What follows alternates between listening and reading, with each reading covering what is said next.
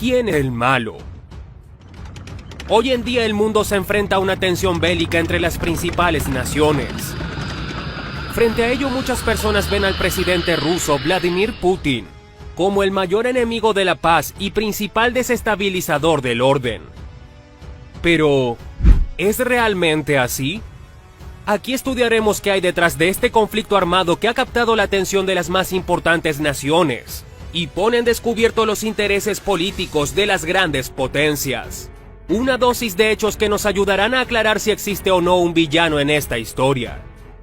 El último conflicto mundial bélico entre naciones se dio con la Segunda Guerra Mundial, en el que prácticamente toda Europa, encabezada por Alemania y Reino Unido, conformaron dos bandos con la única intención de algo que ha caracterizado al ser humano. Y eso es la codicia. Estas dos naciones competían por apoderarse de territorio, además de las riquezas de otras naciones, involucrando con ello temas políticos, económicos y sociales. Rusia en aquel entonces fue la nación encargada de propinarle a los alemanes una derrota vergonzosa con la invasión del ejército germano al territorio ruso. Después de que los norteamericanos reconstruyeran Europa, su moneda, el dólar, se valorizó, pero también quiso adelantarse en el tiempo teniendo de aliados a los principales países europeos, incluso a los malos de esa película, Alemania. Con ello, para ser capaces de disuadir un posible conflicto con la poderosa URSS, entonces Estados Unidos puso como enemigos casi en contra de su voluntad a países europeos en contra de la Unión Soviética. Finalmente, después de décadas de una guerra fría donde ambas naciones nunca se enfrentaron, ahora llegamos al tiempo donde existe una posibilidad de que esto se dé. Después de que se forma la OTAN, el Tratado del Atlántico Norte, donde Estados Unidos y países europeos son aliados, esta organización no ha parado de sumar países miembros, entre ellos algunas de las naciones exsoviéticas que pertenecieron a la poderosa URSS como Letonia, Lituania y Estonia. El plan del Occidente es claro: querer añadir a Ucrania como aliado a la OTAN, uno de los países claves que comparte frontera con Rusia. Es una idea inconcebible para Vladimir Putin. Recordemos que los Estados Unidos siempre juegan una doble moral. Cuando por un lado repudiaron y condenaron los actos de los nazis en contra de la comunidad judía en décadas pasadas, se les olvida que ellos hicieron lo mismo con los nativos americanos, llevándolos a la extinción, siendo que estos eran los auténticos americanos. Después se adueñaron de la tierra en la que ellos fueron los invasores, ajenos en tierra americana. Incluso ahora usan a figuras públicas. Recientemente se dio a conocer un mensaje de Arnold Schwarzenegger, donde indica a los soldados rusos que están siendo usados sobre actos que ellos desconocen. Y además, culpa a Vladimir Putin de provocar el conflicto bélico. Speaking to you today because there are things that are going on in the world that have been kept from you. Terrible things. Speaking to you today because there are things that are going on in the world that have been kept from you. Terrible things. Si Ucrania es incorporado a Europa y después añadido a la OTAN, pronto se establecería una base con armamento apuntando directo a Rusia.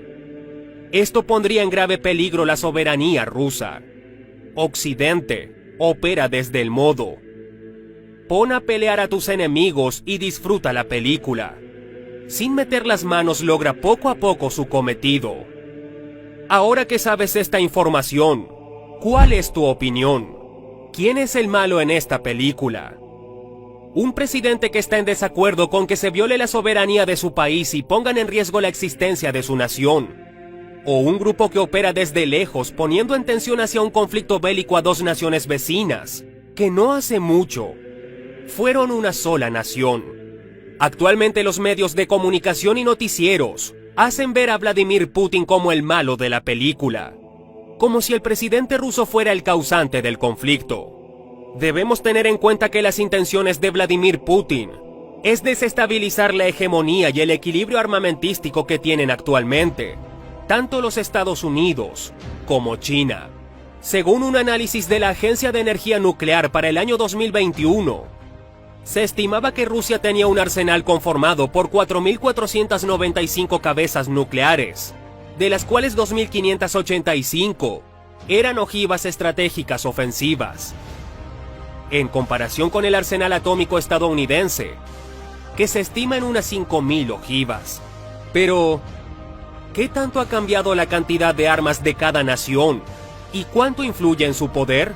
¿Está cambiando el tablero de la hegemonía global que llevaba Estados Unidos luego de la caída de la Unión Soviética en 1991? A decir verdad, es que Rusia se ha encargado de potencializar su tecnología armamentística, mientras que Occidente al parecer no ha podido seguirle el ritmo. Por ello ha sumado naciones cercanas a Rusia para poder contener a un enemigo tan grande y de tanto poder. La pregunta es, ¿hasta cuándo el mundo tendrá que vivir en medio de la probabilidad de un acontecimiento nuclear a nivel mundial entre naciones? Esta película no ha terminado. Aún de hecho empezó con el fin de la Segunda Guerra, como ya lo hemos mencionado. Desde luego, la mejor opinión la tienes tú. Déjanos saber. Escribe un comentario al respecto. ¿Quién crees que es el malo en esta película? ¿Crees que era inevitable la invasión a Ucrania porque el presidente Volodymyr Zelensky no quiso dialogar con Putin? ¿Crees que el gobierno de Ucrania esté manejado por intereses de los occidentales? Como siempre, te dejamos el link en la descripción de este video, donde te dejamos la expansión a este tema.